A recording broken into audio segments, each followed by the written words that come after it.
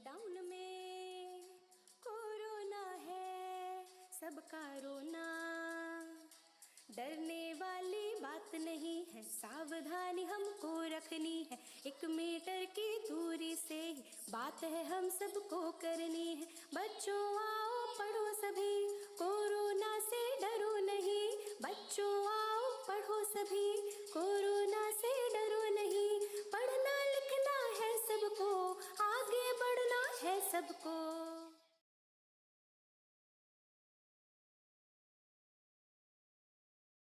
बच्चों, आज हम आपके बीच में अपने माध्यमिक शिक्षा परिषद के माध्यम से कक्षा 10 हिंदी विषय से संबंधित तो उसका संस्कृत खंड है उसके बारे में बता रहे हैं। ये दूसरा पाठ है अन्योक्ति विलासा। इसके पहले आपने वाराणसी पाठ पढ़ा था। वाराणसी पाठ जो बनारस के बारे में बताया जाता है, जहाँ पर उसमें कहा गया है कि जहाँ पर मरना मंगल होता है, जहाँ की भस्म से शंकर जी का श्रृंगार किया जाता है, जहाँ के महात्मा रेशम की लंगोटी धारण करते हैं, ऐसे काशी पर कौन नहीं मरना चाहे, कौन नहीं जीना चाहेगा, और मरने के बाद मोक्ष की प्राप्ति होगी। तो आपने उस पाठ को पढ़ा। आज हम आपको अन्योक्ति विलासा दूसरा पाठ पढ़ाने जा रहे हैं। मैं डॉक्टर नीरज पति त्रिपाठी, सहायक अध्यापक, रामपाल त्रिवेदी इंटर कॉलेज, गोसाईगंज, लखनऊ, आपको मैं पाठ के बारे में बताता हूँ। सबसे पहले अन्योक्ति। अन्योक्ति क्या है? अन्योक्ति आप दूसरे द्वारा कही गई बात, अन्य उक्ति। उक्ति माने कथन हुआ, और विलास शब्द है सौंदर्य से। तो जो दूसरे की बातों का जो रस है, जो सुंदरता है, उसके बारे में आपको बताना है। फिर इस पाठ का जो सबसे महत्वपूर्ण पहलू यह है कि परीक्षा की दृष्टि से बहुत महत्वपूर्ण है। आप इस पाठ के 6 श्लोक में से याद कर लेंगे अगर, तो 6 में से आप समझिए कि आपके 4 नंबर तो पक्के हो गए। पहला कि परीक्षा में 2 नंबर का तो आपको लिखने के लिए आता है, और उसके साथ आप अगर व्याख्या करने का आ गए, उसका अनुवाद करने का आ गया तो और अच्छा हो जाएगा। इस हिसाब से भी ये पाठ बहुत महत्वपूर्ण परीक्षा की दृष्टि से, और हमेशा इस पाठ से, अन्योक्ति विलासा पाठ से प्रश्न जरूर पूछा जाता है। और श्लोक तो लिखने, कुछ नहीं तो 2 नंबर तो आपको मिलने। और इसी के साथ जो श्लोक में कठिन शब्द होंगे, उन शब्दों के बारे में भी आपको बताया जाएगा। और आप श्लोक बच्चों बहुत ध्यान से समझिएगा, बहुत मन से याद करिएगा, क्योंकि आपके लिए बहुत महत्वपूर्ण है। ये श्लोक कभी कभी जीवन में ऐसे रास्ते दिखा देते हैं कि व्यक्ति का पूरा जीवन बदल जाता है। कई बार ऐसा देखा गया। तो आइए बच्चों, पहला श्लोक देखते हैं। नितराम नीचो स्मीति त्वं खेदम कूप कदापि मां कृथाः अत्यंस सरस हृदयो यतः परेशान गुण ग्रहीतासि। नितराम अत्यधिक, जो कठिन शब्द में ध्यान दीजिएगा। अस्मि का अर्थ हुआ हूं, खेद दुख है, कदापि कभी भी, मां कृथा मत करो, यतः क्योंकि, परेशान दूसरों के गुण ग्रहीतासि, गुणों को ग्रहण करने वाला, रस्सी को ग्रहण करने वाला। अब आप इसमें 2 बातें समझिएगा। एक तो इसका अनुवाद है, अनुवाद और व्याख्या अलग अलग है। तो सबसे पहले किसी भी श्लोक के पाठ को शुरू करते हैं तो हम संदर्भ की बात करते हैं, और संदर्भ बहुत आवश्यक है। ये भी 2 नंबर का होगा व्याख्या के साथ में। आप कहेंगे कि कोई भी आप श्लोक लिखेंगे, आप कहेंगे प्रस्तुत श्लोक हमारी पाठ्यपुस्तक संस्कृत खंड की अन्योक्ति विलासा नामक पाठ से उद्धृत है। यहाँ मैंने उद्धृत शब्द का इस्तेमाल किया है। आप और सरलीकरण करना चाहें तो लिया गया कह सकते हैं। तो जो श्लोक है, इस श्लोक में आप, मैंने पहले कहा था पाठ का नाम अन्योक्ति है, तो उसके माध्यम से वो कहना क्या चाहता है। वो कुआं है, कूप माने कुआं है। वो सोचता है कि मैं बहुत नीचा हूं। नीचा मतलब हुआ वो अपने आप को नीच समझता है, हीन समझता है। वो सोचता है कि मैं नीचे हूं, मेरे कौन सुनेगा, मुझसे क्या मतलब है, मेरा कौन जानने वाला है, मेरे कौन ध्यान देगा। लेकिन वो दुखी होता है इसी बात से, और उससे दुखी नहीं होना चाहिए। क्यों? क्योंकि बच्चों, कुएं का जल सरल है, तरल है, और जल की विशेषता वो सब में मिल जाता है। जिस पात्र में गया उससे मिल जाता है। तो बहुत अच्छी बात है कि जो कुआं है उसको कष्ट नहीं होना चाहिए, मगर वो दुखी है नहीं। अब अगर हम दूसरी बात कहें, वो ये सोच रहा है कि हमें कष्ट है कि मैं बहुत नीचे हूं, बहुत गहरा हूं, मुझे कौन ध्यान देगा। नहीं नहीं नहीं, उसी के जल से न जाने कितने अतृप्त लोग तृप्त होते हैं। उसी के जल से जीवन चलता है। पुराने समय में कुएं से ही आदमी का जीवन यापन चलता था। तो इस श्लोक के माध्यम से आप, जो कुआं है उसको यही दुख है कि मैं बहुत नीचा हूं, बहुत गहरा हूं, और वो दुखी है, और उस दुख का कारण है उसके। तो लोग ये कहा गया कि भाई आपका सरल हृदय है, आप तरल सरल वाले हो, आपसे लोग को तृप्ति मिलती है, आपके नाते जीवन यापन होता है, इसलिए आपको दुखी होने की जरूरत नहीं है। दूसरा पक्ष देखिए कि तो सज्जन के पक्ष में ये बात कही जाती है कि सज्जन व्यक्ति अपने गुण के माध्यम से दूसरों का जीवन बदल देते हैं। जैसे आपने बहुत सारी कहानियां पढ़ी कि एक महात्मा जी थे, वो डाकू आया और डाकू ने कहा हम पकड़ लेंगे, लेकिन उनकी सज्जनता देखिए। आप यहाँ सज्जनता समझ, जनता के माध्यम से उन्होंने पूरा उस डाकू के जीवन को बदल दिया। तो इस माध्यम से कि हम अपनी चीज़ों को कैसे बदल सकते हैं, वो सज्जनता का रास्ता है।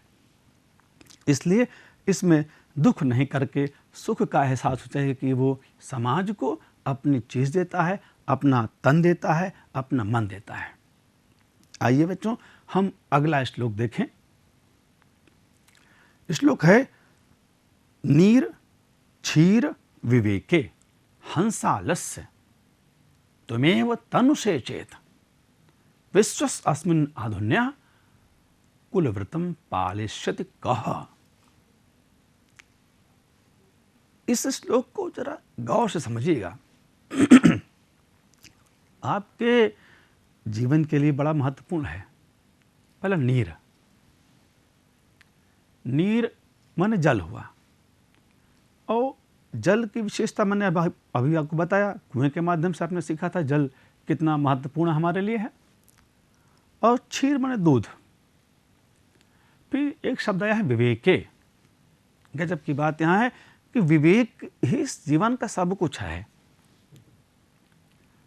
तो नीर क्षीर विवेके, दूध और पानी को अलग करने की जो कला है वो किसके पास है? तो ये देखिएगा, तनुषे शब्द का अर्थ है बढ़ाते रहो, चेत का अर्थ हुआ यदि, विश्वस अस्मिन् अधुन्या, अब इस विश्व में दूसरा, कुलव्रतम माने धर्म को, पालयष्यति पालन करेगा। तो इस श्लोक में जो संदर्भ वो वही रहेगा जो पहला, चूंकि पाठ आपका एक ही है इसलिए संदर्भ नहीं बदलेगा। अब इसमें तो नीर क्षीर विवेक, पहले आप ये समझ लीजिए। नीर जल हुआ, क्षीर दूध हुआ, विवेक, विवेक क्या है? विवेक का मतलब हुआ व्यक्ति को सही गलत समझने की जो कला है। कहते हैं विवेकी पुरुष है, तो इसका मतलब वो सही और गलत जानता है तब विवेकी है। और विवेकी किसको कहा गया? यहाँ हंस को कहा गया। आवाज थोड़ा अर्थ समझें इसको हम। हे हंस, यदि तुम इस नीर और क्षीर माने दूध और पानी को के विवेक को अलग करने में आलस्य करोगे तो इस संसार में कौन ऐसा व्यक्ति है जो अपने कुल, धर्म और कर्तव्य का पालन करेगा। कहने का तात्पर्य है यदि विवेकी लोग, समझदार लोग अपने कर्तव्य में आलस करेंगे तो अपने कुल धर्म का पालन और कर्तव्य का पालन कैसे संभव होगा। तो इसमें जो बात कही जा रही है बहुत महत्वपूर्ण है। हंस श्वेत होता है, सच्चे व्यक्ति का जीवन श्वेत है, साफ है, स्वच्छ है, हमें इसे सीखना चाहिए। और जो अच्छे लोग हैं, जो सही गलत बताने वाले लोग हैं, उनका सम्मान करना चाहिए, तभी हम जीवन में आगे बढ़ पाएंगे, अन्यथा की स्थिति में हम पीछे रह जाएंगे। इसलिए विवेकी होना बहुत जरूरी है। अब आप समझिए, अगर समझदार व्यक्ति बात अपनी नहीं कहेंगे, सही बात समाज को नहीं बताएंगे, तो इसका मतलब वे अपने धर्म का पालन नहीं कर रहे हैं। ये उस बुद्धिजीवी व्यक्ति के लिए, उस समझदार व्यक्ति के लिए अच्छा नहीं है। इसीलिए वो हंस समझदार व्यक्ति कहा गया है। एक बार फिर समझिए कि हे हंस, यदि तुम नीर, क्षीर, दूध और पानी को अलग करने के विवेक में आलस्य करोगे तो इस संसार में और कौन है जो अपने कुल और धर्म, कर्तव्य का पालन करेगा। आप समझ गए होंगे बच्चों, और ना समझे तो फिर एक बार आप देख लेना। मैं अगला श्लोक देता हूं। कोकिल यापय दिवसान तावद विरसान करील विटपेशु यामन मलिदलमाला कोअपि रसाला सम्मुल्यसते। जो कठिन शब्द है उसका अर्थ देखिए। यापय, याप माने बिताओ, दिवसान दिन को, विरसान नीरस जहाँ रस नहीं है, करील विपटेशु करील के वृक्षों पर, अलिमाला भंवरे, रसाला आम, सम्मुल्यसते सुशोभित होता है। आप श्लोक फिर से सुनिए। कोकिल यापय दिवसान तावद विरसान करील विपटेशु यामन मलि दलिमाला कोअपि रसाला सम्मुल्यसते। कोयल से कहा गया है कि अभी समय खराब है आपका। तो इस श्लोक में जो विशेष बात कही गई है कि जब समय खराब हो तो बहुत धैर्य की जरूरत पड़ती है। जैसे कभी कभी आप घर में स्वतः चलते चलते गिर जा रहे हो, अकारण, ना किसी ने धक्का दिया, ना कुछ हुआ, आप चल रहे थे, जीना उतर रहे थे, रोज चलते हैं, लेकिन आज गिर पड़े, बहुत होशियार चल रहे थे। तो जब कहने का तात्पर्य है जब समय खराब हो तब बहुत सोच समझ के चलना चाहिए। तो इस श्लोक में जो समय हमारा गड़बड़ है उसमें धैर्य धारण की बात करनी चाहिए। धैर्य की बात हम रामचरितमानस से लें कि धीरज धर्म मित्र अरुणारी आपत्ति काल परखिए चारे। धैर्य की परीक्षा होती है समय समय पर। आइए अब श्लोक के बारे में समझें हम कि जब तक किसी आम के वृक्ष में भौरे से युक्त होकर लहरें न लगे, जब तक आम में भौरे ना आ जाएं, वो उसमें चमक ना आए, उसमें रस ना आ जाए, तब तक कोयल तुम अपने इन खराब समय को किसी भी करील वृक्ष के ऊपर जाकर व्यतीत करो। समय का इंतजार करो। समय जब अच्छा आएगा तो सब कुछ अच्छा है, और जब तक अच्छे दिन नहीं आते तब तक बुरे समय में व्यक्ति को बहुत सावधान रहना चाहिए। एक बार आप फिर से देख लीजिए, ये श्लोक बड़ा महत्वपूर्ण है। कोकिल यापय दिवसान तावद विरसान करील विपटेशु यावन मलि दलिमाला कोअपि रसाला सम्मुल्यसते। हे कोयल, जब तक समय अच्छा नहीं आता, आम के वृक्ष पर भंवरे अपने समूह नहीं आते, गुंजार नहीं करते, तब तक तुम करील के वृक्षों पर अपना समय व्यतीत करो। कहने का मतलब हुआ कि बुरे समय में व्यक्ति को बहुत सावधान रहना चाहिए। अब हम आगे श्लोक को बढ़ाते हुए जो क्रम है मैं आगे बढ़ता हूं। बहुत अच्छा श्लोक है और महत्वपूर्ण भी है। रे रे चातक सावधान, मनसा मित्र क्षणम श्वेताम, अंबोधा बहवो बसंती, गगने सर्वे अपि नेतादशाः, केचिद् वृष्टिरार्दयन्ति वसुधां गर्जन्ति, केचिद् वृथा यम यम पश्यसि तस्य तस्य पुरतो मां ब्रूहि दीनं वचा। फिर से ध्यान दीजिएगा, बहुत अच्छा श्लोक है। रे रे चातक सावधान, मनसा मित्र क्षणम श्वेताम, अंबोधा बहवो वसंति, गगने अपि नेतादशाः, केचित् वृष्टिरार्दयन्ति वसुधां गर्जन्ति, केचिद् वृथा यम यम पश्यसि तस्य तस्य पुरतो मां ब्रूहि दीनं वचा। अब इसमें जो कठिन शब्द हैं वो जरा ध्यान दीजिए। सावधान मनसा, सावधान मन से, सुरेताम सुनो, अंबोधा बादल, नेतादशा ऐसे नहीं, केचिद कुछ, वृष्टि भी वर्षा से, आर्दयंती गीला कर देते, वृथा व्यर्थ, पूर्तो का अर्थ हो सामने, ब्रूहि बोलो, दीनम वचा दीनता से युक्त वचन। चातक पक्षी की विशेषता आप जानते होंगे।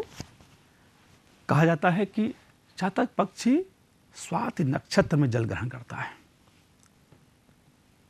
और उसका संकल्प देखिए। जीवन में बच्चों कुछ प्राप्त करना है तो संकल्प लेना पड़ेगा, दृढ़ता बनानी पड़ेगी। ये आप चातक पक्षी से अच्छा को समझ नहीं सकते, क्योंकि उसका दृढ़ गजब का है। तो बच्चों, नक्षत्र 27 होते हैं और 27 में स्वाति नक्षत्र होता है। आज अगर स्वाति नक्षत्र है तो आज के 26 दिन बाद फिर नक्षत्र आएगा, लेकिन उस 26 दिन तक उसका संकल्प देखिए। 26 दिन तक वो जल ग्रहण नहीं करता। तो हमें ये संकल्प लेना चाहिए कि जब तक हमको अपने लक्ष्य की प्राप्ति नहीं हो तब तक हमें अपना लक्ष्य दिखाई पड़ना चाहिए। अर्जुन को जैसे चिड़िया की आंख दिखाई पड़ती थी, बच्चों उसी प्रकार संकल्प, उसी प्रकार दृढ़ता, उसी प्रकार हमें मजबूत होना पड़ेगा। तो कहा गया कि हे चातक पक्षी, सावधान होकर थोड़ी देर के लिए मेरी बात सुनो। आसमान में बहुत सारे बादल हैं, परंतु सभी एक जैसे नहीं है। कुछ वर्षा कर देते हैं, पृथ्वी को गीला कर देते हैं, कुछ व्यर्थ ही गरजते रहते हैं। आपने देखा होगा, बादल आए, भारा लगा पानी बरस जाएगा, खूब घुमड़ कर आए, कुछ नहीं हुआ। हे मित्र, सावधान होकर मेरी बात थोड़ी देर के लिए सुनो। आसमान में बहुत सारे बादल हैं, परंतु सभी एक जैसे नहीं। कुछ वर्षा करके पृथ्वी को गीला कर देते हैं और कुछ व्यर्थ ही गरजते रहते हैं। इसलिए तुम जिसको देखो उसके सामने दीन वचन ना कहो। क्यों? क्योंकि हर किसी के सामने याचना नहीं करनी चाहिए, मांगना नहीं चाहिए, क्योंकि हर व्यक्ति दानी नहीं होता। तो कहने मतलब है, बहुत सारे आप दूसरे पक्ष को देखिए, जो अन्योक्ति वाली बात आ रही बार बार, दूसरा पक्ष कहता है कि आप समाज में बहुत सारे ऐसे लोग हैं जो आएंगे, आपको बहुत बड़ी बड़ी बातें समझाएंगे, बताएंगे, और कुछ थोड़ा सा दिखाएंगे बहुत सारा और देंगे आपको बहुत थोड़ा सा, और फिर चले जाएंगे। ऐसे लोग, और फिर वही लोग से कुछ बात कहेंगे आप ना, तो आपकी हंसी उड़ाएंगे। तो ये आपको समझना पड़ेगा कि मेरे लिए कौन सा व्यक्ति महत्वपूर्ण है, कौन सा हमारी हंसी उड़ाने वाला है, हमें समाज में स्थान नहीं देने वाला है। हमें इस बात को ध्यान देना पड़ेगा। इसलिए हमें सबके सामने अरे भैया मान जाओ, अरे भैया हम बहुत परेशान हैं, नहीं कहना चाहिए, कतई नहीं कहना चाहिए। जो व्यक्ति समझिए, जिससे कह सकते हैं, जो कर सकता है, उसी से अपनी बात कहिए। क्योंकि कहा गया है ना, हर कोई दानी नहीं होता। तो इसने इतना अच्छी बात बताई गई है चातक के माध्यम से, क्योंकि हमारा जीवन अभी बच्चों बहुत छोटा है। अभी हम जिस तरफ चाहें उस तरफ जा सकते हैं। कहा गया है, जो इच्छा करिहूँ मन माही, हरि प्रसाद कछु दुर्लभ नाही। आप सोच तो लो कि हम ये करेंगे, निश्चित कर लोगे। जब हमें सामने प्रकृति उदाहरण दे रही है, वृक्ष कबहु ने फल भके, नदी न संचय नीर, बहुत सारे उदाहरण हमारे सामने आते जाते रहते हैं। आपने पढ़ा होगा कक्षाओं में, है ना। तो ये जो पक्षी, जो आपको एक एक बातें बताई जाती हैं, वो आपके जीवन को बदलने के लिए कहा जाता है, समझाया जाता है कि आप थोड़ा सा भी समझ लेंगे तो इस अनुक्ति, इस श्लोक के माध्यम से, जैसे मैंने पहले कहा था कि जीवन आपका पूरी तरह बदल जाएगा। एक बार फिर से समझ लीजिए इसका अर्थ। हे मित्र, सावधान होकर थोड़ी देर के लिए मेरी बात सुनो। आसमान में बहुत सारे बादल हैं, परंतु सभी एक जैसे नहीं है। कुछ वर्षा करके पृथ्वी को गीला कर देते हैं, कुछ अनावश्यक गरजते रहते हैं। इसलिए तुम जिस को देखो उसके सामने दीनहीन बात मत कहो, क्योंकि हर कोई व्यक्ति दानी नहीं होता। अब हम चलते हैं आगे अगले श्लोक में। बहुत सुंदर श्लोक है, गजब की अन्योक्ति है। नावै ताडनाथ तापनाथ वहिन्य मध्ये, नावै विक्रियात् क्लिश्यमानो अहमस्मि, सुवर्णस्य में मुख्य दुखम तदेकम, यतो माम गुंजया तोलयन्ते। इसको याद भी कर लीजिए, बड़ा अच्छा श्लोक लगता है बच्चों, बहुत महत्वपूर्ण है। नावै ताडनाथ तापनाथ वहिन्य मध्ये, नावै विक्रियात् क्लिश्यमानो अहमस्मि, सुवर्णस्य मुख्य दुखम तदेकम, यतो माम गुंजया तोलयन्ते। और इस श्लोक का जो अर्थ है, उस शब्द का जो कठिन शब्द वो देखिए। ताडनाथ माने पीटने से, तापनाथ गर्म करने से, वहिन्य मध्य आग के बीच में रखने से, विक्रियात बेचने से, क्लिश्यमानः दुखी होना, मां मुझको, गुंजया गुंजा फल, रत्ती से, तोलयन्ति तोलते हैं। तो बड़ा अच्छा श्लोक है। इसमें सोने की बात आ रही है। सोना, आप जैसे गोल्ड, आप गोल्ड समझिए, सोना को सोना नहीं है, गोल्ड। तो सोना की विशेषता क्या है बच्चों? सोना नहीं होता। सोना बनने के लिए उसे बहुत कष्ट झेलना पड़ता है, बहुत। कैसे? सोना कैसे बना, कभी गौर किया आपने? सोने को पहले पीटा गया, हथौड़ी से बराबर पीटा गया, फिर गरम किया गया। कहाँ? आग के बीच में रख के गरम किया गया, तब सोना सोना होता है। उस पर भी जब आदमी दुकान पे जाता है तो देखता है ये वाला, ये ऐसे खुरच के देखता है ठीक है कि नहीं। कितनी बार जांच परख के बाद सोना सोना होता है। उस सोने का दुख तो देखिए आप, बहुत दुख उसको है। वो कह रहा है ना तो मुझे पीटे जाने से दुख है, ना मुझे आग में तपाए जाने से दुख है, ना मुझे बेचे जाने से दुख है। तो मेरे दुख का सबसे बड़ा कारण क्या है? सबसे बड़ा कारण है कि मैं आज तक पीटता रहा हूं, मुझे न जाने गरमाया गया, क्या क्या नहीं किया गया, और मेरी तुलना मुझको तौलते हैं और रत्ती भर गुगुची से। यही सबसे बड़ा कारण है। बहुत कष्ट है सोने को। क्यों? क्योंकि जीवन भर उसने तपस्या की है, जीवन भर साधना की उसने, और उस साधना में वो आगे बढ़ा है। तो कहा गया गुणवान व्यक्ति को अपने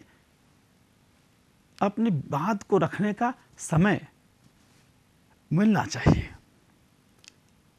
स्वाभिमान व्यक्ति बर्दाश्त नहीं कर पाता, झेल नहीं पाता, उसे बहुत मानसिक पीड़ा होती है। तो सोने से हमें सीख मिलती है कि जीवन में जब कोई व्यक्ति इस तरह से अपने जीवन को तपस्या साधना करता है तो उसका ध्यान रखना चाहिए, उस व्यक्ति की तुलना, उस व्यक्ति का सत्सम्मान मिलना चाहिए। इसलिए यह श्लोक आपको समझाया गया, बताया गया।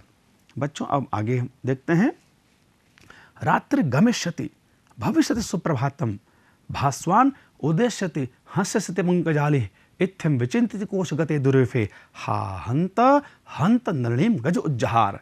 रात्रि जो कठिन शब्द हैं वो आपके सामने हैं। रात्रि गमिष्यति, रात्रि बीत जाएगी, भास्वान सूर्य है, उदेश्यति उदय होगा, पंकजाली कमलों का समूह, इत्थम इस प्रकार, कोशगते कमल पुट में बैठे हुए, कोश कमल का होता है, दुर्विफ माने भौरा, हंत माने दुख है, नलिनीम कमल नहीं को, उज्जहार उखाड़ दिया। तो एक कमल में भंवरा बैठा हुआ है और वो रस लेते लेते शाम को भूल के हमें बाहर भी निकलना है और वो सोचता है कि रात बीत जाएगी, सुंदर सुबह होगी, भगवान भास्कर को उदय होगा, कमल खिलेगा और हम चले जाएंगे। लेकिन दुख क्या है, उतने में हाथी आता है, कमललाल को खींच लेता है और वो समाप्त हो जाता है। कहने का मतलब हुआ कि हम आप जीवन में बहुत कुछ सोचते हैं लेकिन कभी पूरा नहीं हो पाता। नियति जैसा चाहती है वैसा कराती है। इसलिए हमें बहुत सावधान होकर अपना जीवन करना चाहिए, यापन करना चाहिए। इस पाठ में हम अगर इसका व्याकरण पक्ष देखें तो यहाँ पर सबसे पहले अन्युक्त शब्द है तो उसमें अलंकार की बात हुई है। अन्युक्त अलंकार क्या है? जहाँ पर किसी उक्त के माध्यम से हम अपनी बात कहें वो अन्योक्ति होता है। फिर इसमें संधियाँ कुछ आई हैं, जैसे अत्यंत है, अतिधन अंत है, तदेकम है, तत्धन एकहम व्यंजन संधि है, नहितादशा नाधन नहितादशा वृद्धि संधि है, कदापि कदा धन अपि दीर्घ संधि है। इस प्रकार से संधियाँ आई हैं। यहाँ पर कुछ पर्यायवाची शब्द जैसे बादल का है, कमल का है, पंकज का है, बादल में जलत वारिद है, कमल में पंकज सरोज है, हाथी में गज मतंग है। और अब आप गृह कार्य देखिए अपना। आपको 4 प्रश्न दिए गए हैं। नंबर 1 प्रश्न है, अत्यंत सरस हृदय कः अस्ति, कुलव्रतम कः पालयिष्यति, अम्भोदा कुत्र वसंती, सुप्रभातम कदा भविष्यति। तो बच्चों ये आप इसको बहुत ढंग से आप समझ लेना। जो आपको गृह कार्य दिया गया वो आप करेंगे। अब जब आपको ये सब चीज़ें पूरी होने के बाद जब कुछ समस्या आती है तो आपके लिए एक रास्ता भी दिखाया गया है कि जो अध्याय पढ़ाया गया उस अध्याय में उस संबंध में पाठ्य सामग्री और अभ्यास कार्य मानव संसाधन विकास मंत्रालय भारत सरकार द्वारा दीक्षा ऐप है जो digital infrastructure of knowledge sharing mobile में आप एप्लीकेशन पर उपलब्ध है। Diksha mobile application Google Play Store पर अथवा iOS से डाउनलोड कर सकते हैं। ऐप को डाउनलोड कर इस अध्याय से जो संबंधित प्रश्न हैं उसको आप समझ सकते हैं, उन गतिविधियों का अभ्यास कर सकते हैं और कहीं कोई शंका हो तो आप अपने शिक्षक से ई-लर्निंग या व्हाट्सएप के माध्यम से पूछ सकते हैं। तो बच्चों इस प्रकार से आपको आगे जब चीज़ें बताई गई वो ध्यान रखिएगा। कोई समस्या आती है तो आप फिर पूछ सकते हैं इसको आपके अपने चलने के माध्यम से। बहुत बहुत धन्यवाद।